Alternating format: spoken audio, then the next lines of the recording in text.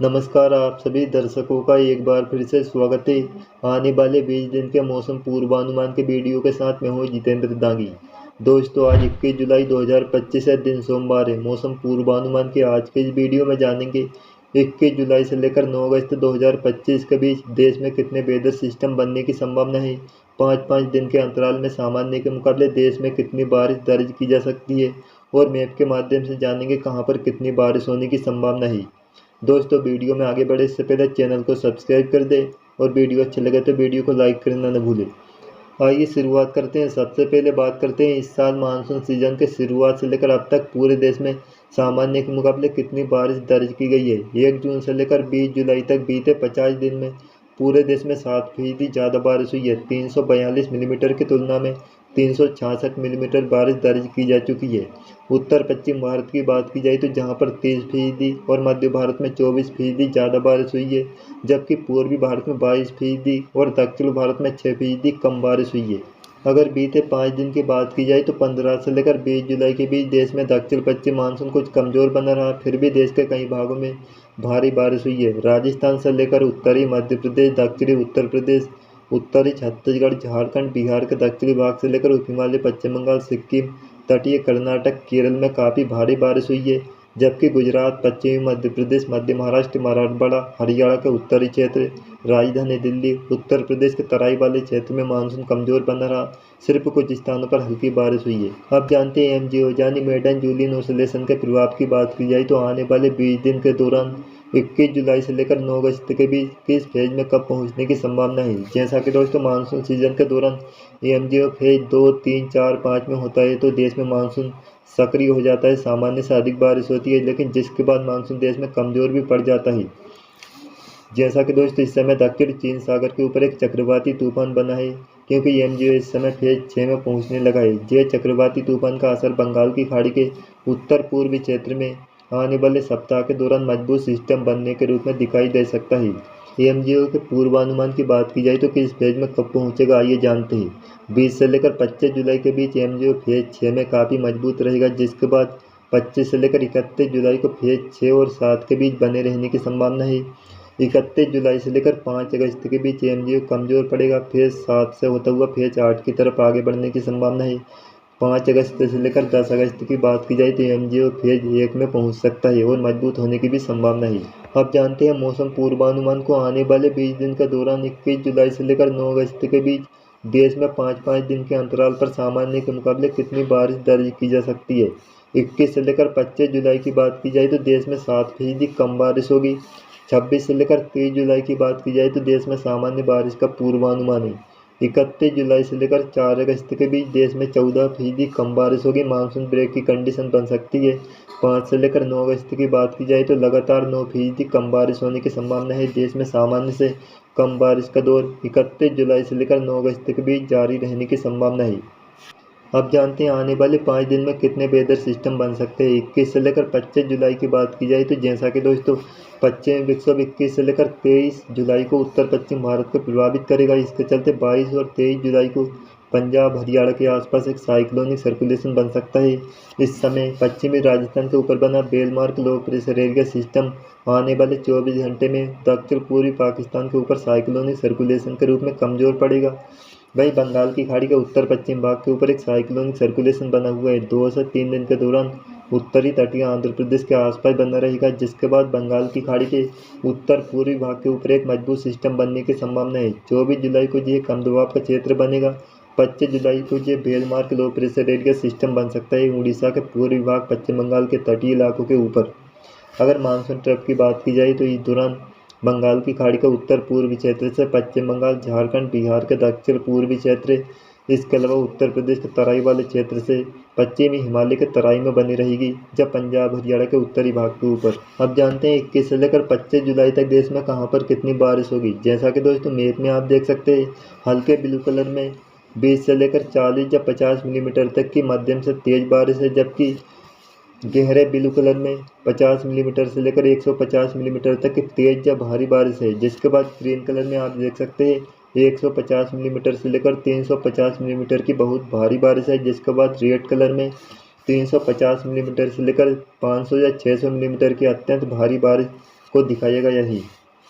उत्तर पश्चिम भारत की बात की जाए तो जम्मू कश्मीर, हिमाचल प्रदेश का दक्षिणी क्षेत्र, पंजाब, हरियाणा का उत्तरी भाग में 21 से लेकर 25 जुलाई के बीच बहुत भारी बारिश होने की संभावना है, जबकि पंजाब, हरियाणा के दक्षिणी क्षेत्र, लद्दाख, जम्मू कश्मीर, उत्तराखंड में मध्यम से तेज बारिश हो सकती है। राजधानी दिल्ली में भी तेज बारिश होने की संभावना है। उत्तर प्रदेश के अधिकतर भागों में मध्यम से तेज बारिश होगी।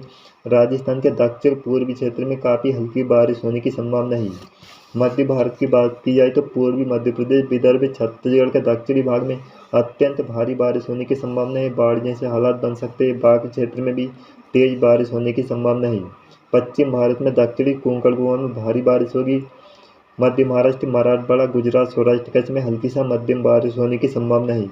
पूर्वी भारत में झारखंड, बिहार के पूर्वी क्षेत्र, उड़ीसा, पश्चिम बंगाल के उत्तरी क्षेत्र, सिक्किम में तेज बारिश होगी। पूर्वोत्तर राज्य में भी तेज बारिश होने की संभावना है। दक्षिण भारत में तटीय कर्नाटक, अंडमान निकोबार द्वीप समूह के उत्तरी भाग में भारी बारिश होगी। केरल, लक्षद्वीप समूह, तेलंगाना, उत्तरी कर्नाटक, उत्तरी तटीय आंध्र प्रदेश में भी तेज कुछ स्थानों पर भारी बारिश होने की संभावना है। जिसके बाद 26 से लेकर 23 जुलाई तक बनने वाले वेदर सिस्टम की बात की जाए तो जैसा कि दोस्तों बंगाल की खाड़ी के उत्तर पूर्वी भाग के ऊपर बना लो प्रेशर एरिया सिस्टम मजबूत होगा और डीप डिप्रेशन बन सकता है और 26 जुलाई को यह दक्षिणी झारखंड तक उत्तर पश्चिम दिशा में आगे बढ़ते हुए पहुंच सकता है। 27 जुलाई को उत्तरी छत्तीसगढ़, उत्तर पूर्वी मध्य प्रदेश तक पहुंचेगा और कमजोर पड़ते हुए well marked low pressure area system बन सकता है। 28 जुलाई को उत्तरी मध्य प्रदेश, 29 जुलाई को उत्तर पूर्वी राजस्थान तक कम दबाव का क्षेत्र बन सकता है। 23 जुलाई को यह राजस्थान के ऊपर साइक्लोनिक सर्कुलेशन के रूप में कमजोर पड़ेगा।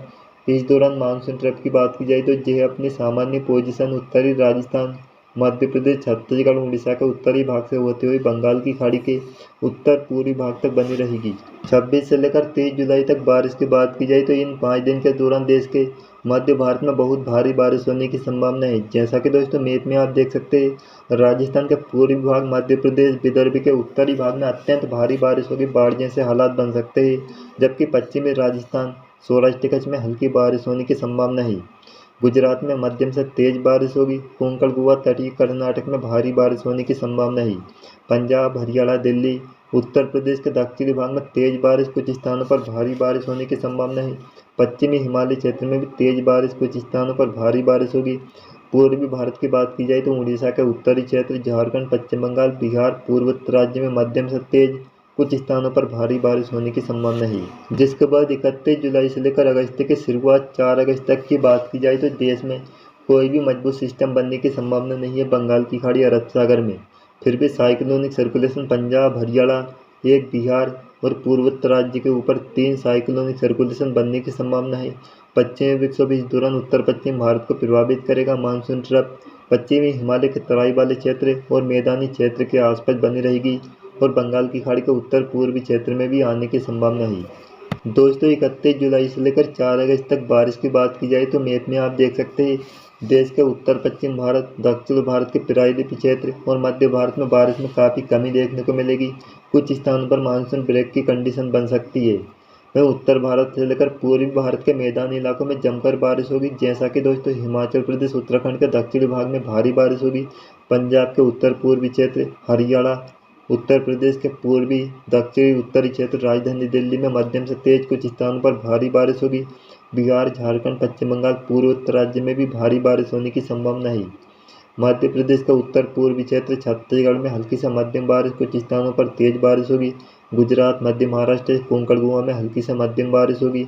केरल, तटीय कर्नाटक, तमिलनाडु के कुछ भागों में भारी बारिश होने की भी संभावना है। आखिर में जानते हैं 5 से लेकर 9 अगस्त के बीच देश में कितने वेदर सिस्टम बनने की संभावना है। जैसा कि दोस्तों मानसून ब्रेक कंडीशन के बीच बिहार, झारखंड के ऊपर कम दबाव का क्षेत्र बन सकता है। 4 से लेकर 5 अगस्त के बीच यह पश्चिम दिशा में आगे बढ़ेगा। दक्षिणी उत्तर प्रदेश, उत्तरी मध्य प्रदेश से होता हुआ उत्तर पूर्वी राजस्थान, पश्चिमी उत्तर प्रदेश तक 7 और 8 अगस्त के बीच पहुंचने की संभावना है और कमजोर पड़ सकता है। इस दौरान मानसून ट्रफ भी उत्तरी मध्य प्रदेश तक आ सकती है। बंगाल की खाड़ी के उत्तर पूर्वी भाग तक बनी रहने की संभावना है। 5 से लेकर 9 अगस्त के बीच बारिश की बात की जाए तो जैसा कि दोस्तों मैप में आप देख सकते हैं, मैदानी इलाकों के साथ ही मध्य भारत में भी मानसून सक्रिय होने की संभावना है। उत्तरी मध्य प्रदेश, छत्तीसगढ़, पूर्वी राजस्थान में तेज बारिश होगी। पंजाब, हरियाणा के तराई वाले क्षेत्र, पश्चिमी हिमालय क्षेत्र में भारी बारिश होने की संभावना है। राजधानी दिल्ली, उत्तर प्रदेश, बिहार, झारखंड, छत्तीसगढ़, पश्चिम बंगाल तक तेज बारिश होगी। पूर्वोत्तर राज्य सिक्किम में बहुत भारी बारिश होने की संभावना है, जबकि राजस्थान, गुजरात, महाराष्ट्र, तेलंगाना, आंध्र प्रदेश, कर्नाटक, तमिलनाडु में मानसून ब्रेक कंडीशन बनी रहने की संभावना है। पश्चिमी तटीय इलाकों में मध्यम से तेज बारिश होगी। दोस्तों, यह था आने वाले 20 दिन के लिए मौसम पूर्वानुमान का वीडियो। अगला आने वाले 20 दिन के मौसम पूर्वानुमान विश्लेषण का वीडियो 26 जुलाई 2025 को अपलोड किया जाएगा, जिसके बाद 31 जुलाई 2025 को आने वाले 2 महीने अगस्त से सितंबर महीने में देश में मानसून वर्षा कितनी होने की संभावना है, वीडियो अपलोड किया जाएगा। तब तक के लिए हमें दीजिए इजाज़त। आप सभी का बहुत बहुत धन्यवाद।